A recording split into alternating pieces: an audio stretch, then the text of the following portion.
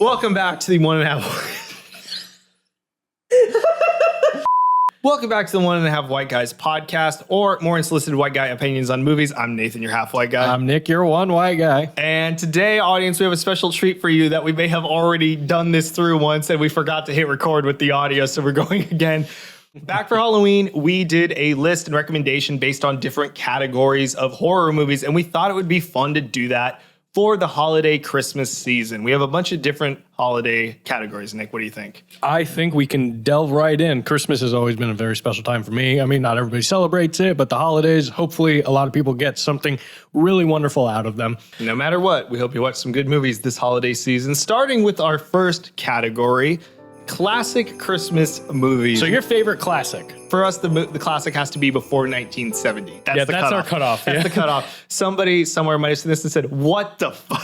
Yeah, if you're our age demographic, you probably have parents as old as ours that have a lot of those old Christmas movies that they would make you watch if they were into Christmas as much as ours were. Yeah. So for me personally, my favorite classic is going to have to be the original Miracle on 34th Street. Ah, nice. From 1947. And it's just it's just a sweet, wonderful, wholesome movie about this guy who calls himself Kris Kringle. Mm-hmm. He calls himself Santa Claus, and he gets a job playing Santa at the Macy's in New York City. And it's just about a lot of the goodness and charm he has and the goodness that he puts out. And the plot kind of goes in a kind of a silly direction, but I love it. I've always loved it. It's a very sweet little movie. Yeah, that one's always on, I feel like, especially around like AMC or something. Definitely. Like everyone's got to watch it and be like, I'm Kris Kringle. It's like, that's not fucking Santa. That's not what they say. Is that the remake with John Hammond? I own an island. It's full of elves. The real Christmas is the island. Pay money to watch my dinosaurs. Anyway. Sorry. I'm just doing Jurassic Park. All right, mine, I got to choose a different route. I love a good Christmas musical, and this is one I grew up with my parents and my grandparents, and that's White Christmas with Bing Crosby and Danny Kaye. Yeah. That's a good one. This is a great little story about two guys that survived World War II, soldiers, and come out and they create like a variety act dance troupe, singing troupe, just a variety act show. And they discover that their old general runs a ski lodge that is not doing so well, and they want to help him. So Rosemary Clooney's in it. Yeah. And they have a whole bunch of songs and dances, not all of them about Christmas, some of them about falling in love, some of them about meeting some young dame, like all kinds of stuff. But I love it. I grew up with it. My grandparents loved it. My parents do. I still watch it every year. Do it with me. Snow. Snow. Snow. Snow. Snow. Snow. I do have to say as well that show, that scene is the only time there's like one person that's not white in the entire movie. It is a very white Christmas, and that guy is serving them. What a different time. But I can't help it, but I do watch it every year. That's awesome. I do love White Christmas. But speaking of wholesome movies, moving on to our next recommendation. This one is what we think is the best for kids and adults. Something kids will be very entertained by, but adults can get a lot out of too. Kids and adults. Something that kids will love, but also you don't want to like turn off immediately. It's just like, oh my God. Like Elf. Yeah, like, oh yeah. Okay. We're about to have a discussion here. How do you feel about Elf? But Elf is one I saw in theaters. I liked. My parents love it. They got it on DVD. We'd watch it every year. I think I just finally realized how annoying he is in that movie. I can't handle the Will Ferrell man-child thing as much, man. And like, even when I saw Elf the first time, I said, this is like okay. And like, I didn't really particularly love it. I'm really burned out on him in that movie, honestly. I think having had to watch it many years in a row, I think I'm just like, I need a break from it. I really do. I don't think I like hate it like you do though.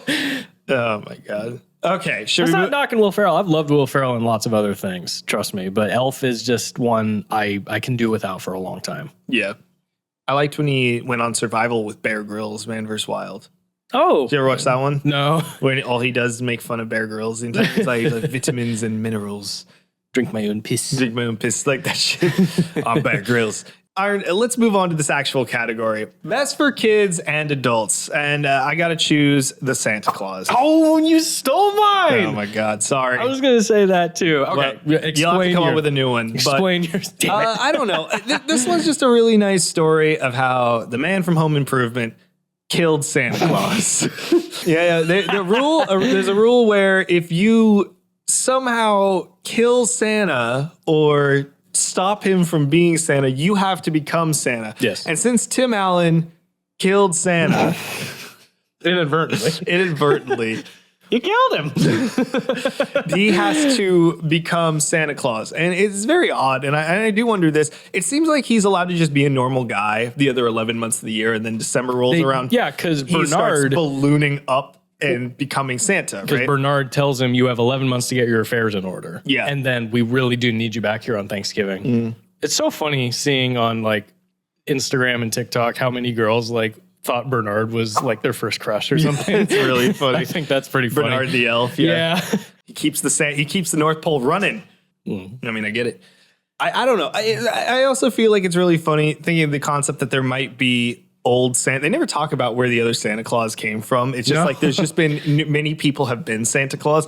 So I just figure that like one day somebody's husband or father or whoever just didn't come back from their their like Christmas Eve business trip, and then An like, unsolved case was never Jerry, where are you? a missing persons case was never solved. Never gonna solve.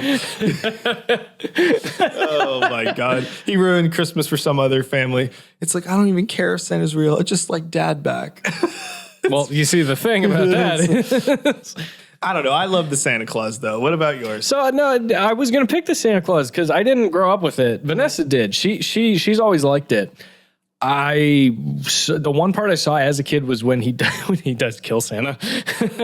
I saw it. I don't know. It was on TV in the background last Christmas Eve at Vanessa's family's place, and I was kind of invested in it. I thought it was the sweetest thing. I was just like, this is a really cute movie. Like a lot of Tim Allen stuff, like Tim Allen, like going through his transformation. That's something adults will find fun. Kids will enjoy the Christmas scenery, like the fact that there's elves everywhere. That your dad's Christmas, Santa, Christmas Kringle. The North Pole is real. They do all the Santa Claus things. You know, he flies around the world. He's got the reindeer.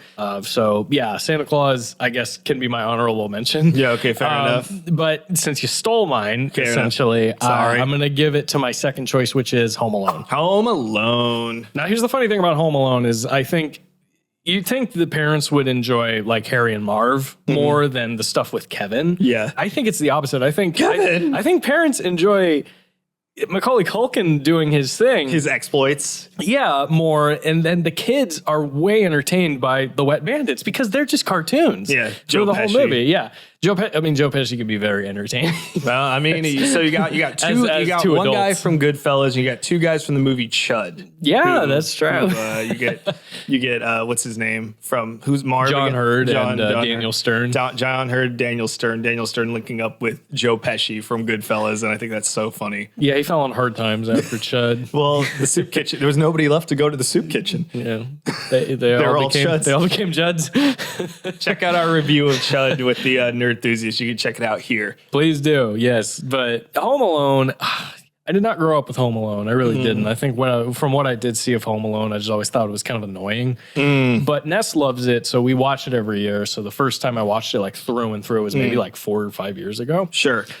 It is good. No, I admit Still it's holds very up. good. I think John Williams' score is very timeless. I know lots of people that will just say, you know, the funniest comedy I've ever seen is the last like 12 minutes of Home Alone, where like the wet bandits are going through hell in the Kevin house. Yeah, that's the kids part. You know, the kids are going to eat that shit up and everything. Can't believe they lost him a second time. Can't believe it. I don't know. I think that was his fault.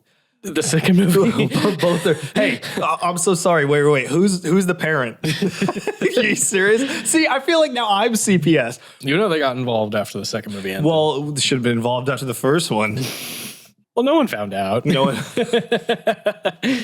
Next category is date night. Same thing we did for Halloween. First date movie for Christmas, or at least you're getting to know someone. Cuffing season. Yeah, there you go. For me, for the Christmas date movies, I'm going to go ahead and give it to something that came out on Netflix like a year ago called Love Hard.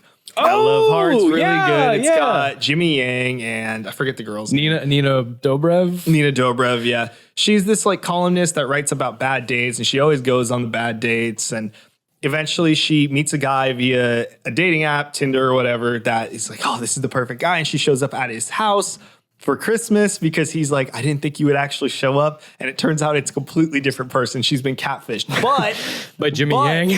But Jimmy Yang's like, I do know the guy I know, he's real. He's in this town. He's one of my friends, or he used to be one of my friends. I can help you get to know him. I can introduce you to him. But you have to pretend to be my girlfriend. For my family. Because they think we're getting together or something like that.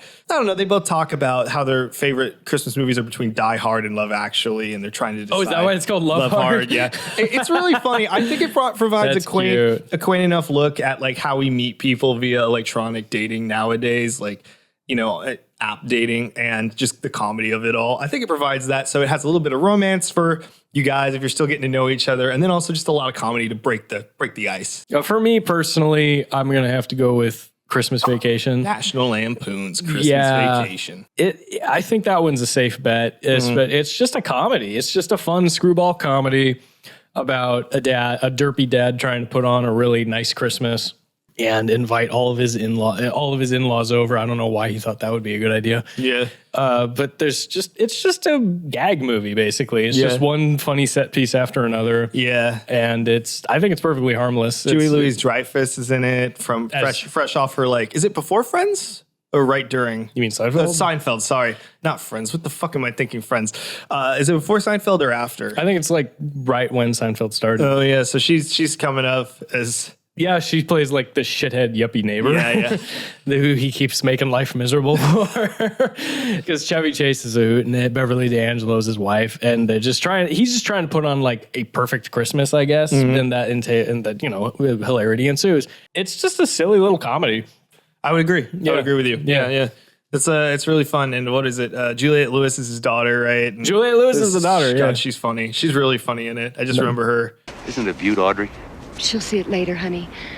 Her eyes are frozen. Yes. All right. We're shifting gears here a little bit. What's your favorite Christmas horror? Christmas horror, if you came to mind. We did one of my favorites last year, the 2006 Black Christmas. We did that one. Just a super slashy, cheesy, exploitive, downright mean-spirited Christmas movie. Oh, it's horrible. It's downright mean. It's just outright mean. And so that's my honorable mention since it's not, you know, we've already talked about it, but I got to say P2. P2 is probably my favorite. What is P2? It's got that girl, Rachel Nichols, in it. Rachel Nichols? Yeah, Rachel Nichols from what else is she in?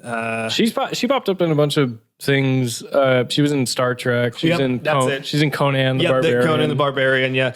And it's got Wes Bentley, who's famous. Is he in Yellowstone now? That's like his big thing. Yes. Bentley. But he was also in Ghost Rider. This is also the time he was on like tons of white powder. Yeah. Tons of white powder. He needed the money. So he needed the money. And so it's the story about, I think Angela is Rachel Nichols' character's name. And she's like a businesswoman who's doing business all the time. And the security guard for her building, her office building, he's a little weird. And she gets trapped there trying to leave for a Christmas party with no one else but him. And he like drugs her and like ties her to a table and like he's like, just have Christmas dinner with me. And she's trying to like get away from him. It's like, call your parents and tell them you won't be coming home. And then there's like a guy that like groped her at an office Christmas party and he saw it on the cameras. So he's got like the guy tied to a chair and he just keeps running him over with his car in front of her. And he's like, this is what you wanted.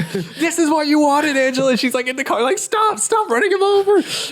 I mean, good for him. Yeah, I mean, then you're just kind of like, well, this I don't know. Wes Bentley might have a point there. Even a stopped clock is right twice a day. That's how I would say it. That's how I would say it. But as far as Christmas horror, I think those two are my standouts. Obviously, there's big ones like Black Christmas and stuff like that, the original one. And there's always new Christmas slashers, but But those are mine. For me, my favorite Christmas horror, I really have had like an allegiance to this movie since I was a kid. I just realized I don't think I've really given this movie the proper credit it deserves for actually like starting me on my kind of path to getting into horror, because I really grew up with this as a kid. And it's Gremlins. I love Gremlins. Gremlins classic. is a hoot. I mean, it's horror, but it's a horror comedy. Yep. It's a horror comedy creature feature. It all takes place on Christmas, but the horror in it is really horror. Like, trust me, like you can laugh at the Gremlins, doing their Christmas carols, and Mrs. Deagle going flying out the window, and just to see her corpse in the snow with her feet sticking up, that's pretty horrific, honestly. Just like Santa Claus with Tim Allen. There's a scene where they're all mauling a guy dressed as Santa Claus to death, and the cops don't do shit. The cops don't do anything. They just roll up the window, just like, let's go back to the station. I don't see anything. Gremlins, I mean, has a place in history for sure. Definitely has a place. It's a hoot. Check Gremlins out if you haven't seen it. It's so not for everybody, but I've always loved it. Do you like Gremlins? I do like Gremlins. Yeah. I don't think as much as you, but yeah, I enjoy it. It's definitely a lot of fun. So our last recommendation is going to be a personal preference one, personal recommendation. This could be something that maybe Nathan and I like to watch yearly, or it's something that we just personally think you should check out no matter who you are in terms of Christmas movies. For me, I did not grow up with this movie, unfortunately, but having seen it in recent years, I love to watch it every year if I can, and that's Muppet Christmas Carol. Muppet Christmas Carol. It's a very fun adaptation of the story.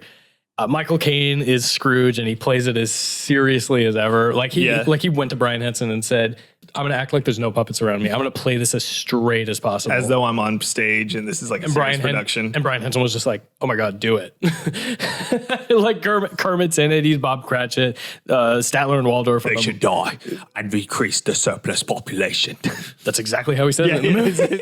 If they'd rather die, then they'd better do it and decrease the surplus population. Okay, I haven't seen this in a while. I gotta rewatch it. Miss Piggy's a hoot in it. Like she's not in it a whole lot, but oh God, like she gets some of the funniest moments. And I do commend it for being an adaptation that really does get as dark as it does. Because, for instance, I think it's one of the only adaptations that really shows how sick Tiny Tim is. Okay. Yeah, so. I wonder what he has in the original. In like the original, he's like, it's always like he's sick. I wonder what he's sick with, statistically. God, probably like tuberculosis or something. I don't know. TB, yeah. TB. Oh, God. Probably not. The plague. No, Jesus. The plague has come back. Nosferatu again. Crossover. Yeah. But yeah, it could also be a good date movie, but I think that's probably why it works well as a personal rec. It's just it can be kind of all those things. I'm going to go a different route. Something in the same vein. Honorable mention for both of us, I would say the 2000 Grinch with Jim Carrey. We did that one last year, but I do think you have to watch it. But something that's kind of similar, and very similar to yours too, I got to go Scrooged. Oh, with Bill Murray. Bill Murray. Now, Scrooged is another telling of the Christmas Carol story, but it's happening where Bill Murray is the executive of a TV network that's also showing a Christmas Carol adaptation, and then he starts to go through the hell of Christmas Carol, because he himself is a bastard. And it's got some great actors in it. Carol Kane is the ghost of Christmas Present, who's like this weird, fleety fairy that also hits him a bunch and it just like kicks him. It's like, you're not learning anything. It just uppercuts him or something like that. And then the Ghost of Christmas Past is David Johansen, who is the lead singer of the proto-punk band, the New York Dolls. And he plays it like this, like he's in a cab and he takes them back and he shows Bill Murray's childhood. And Bill Murray's like, yeah, that's me. No one cared about me during Christmas. And then he comes in and he's just got a cigar. And he's like, now don't that look like just the most wholesome fucking moment? He doesn't say that, but a wholesome moment. Everyone's larger than life. Just like kind of like the Grinch. Everyone's larger than life, right? It's just like, it's so fun because of the characters. And that's why I really like Scrooge. I watch it every year. It makes me laugh every time. And I just remember Bill Murray saying, it's like, we're not advertising. He's like, we're not advertising the Christmas Carol well enough. You think people need to watch this? That people need to be so goddamn scared to miss it. It's so fucking good. It sounds like television. He just advertises it. These are our holiday picks. We hope you enjoy watching some of these, or if you have watched them, you watch others. And let us know, honestly, down in the comments. Let us know what your favorite Christmas movies have to be. or like your essentials for each of these categories. And even if you want to throw out some other categories, let us know. We want to know some of them because we do love these Christmas movies. Don't we? Yeah, both holiday movies. That'll do it for us at the One and a Half White Guys podcast. Thank you for watching. Be sure to rate, follow us, and subscribe to us wherever you get your podcast from. And don't forget to follow us on our Instagram at One and a Half White Guys Pod, on TikTok at One and a Half White Guys Pod, and now on our YouTube, hopefully where you're watching this, at One and a Half White Guys. And be sure to tell a friend to listen to the podcast where we say we're going to talk about a movie, and we just talk about a bunch of different movies. We talk about holiday movies. That we try to, get you to watch. And if you're not completely sick of us, by all means, go check us out on our other show exclusively on the Nerdthusiast YouTube channel called The Weird, The Bad, and The Bloody, where we bring to you the weirdest, baddest, and bloodiest movies of the 80s, 90s, and 2000s, because there were lots of those in each decade. So might be a Christmas movie coming soon. Too many and too little of those. And yeah, our holiday Christmas movie for the Nerdthusiast is coming out soon, so be sure to check that out. If it's out right now, it's right here, right now. I think we can tell our listeners have a great, fun, safe, and festive holiday season. Merry Festivus. If you have the airing of grievances, I hope you survive it, as well as the feats of strength. We very much thank you for tuning in, and we can't wait to see you in the next, what is it, next year? In the new year. In the new year. See you next year. Yeah, see you in a year. All right. Bye, everyone. See ya. Be safe. Merry Christmas. Happy holidays.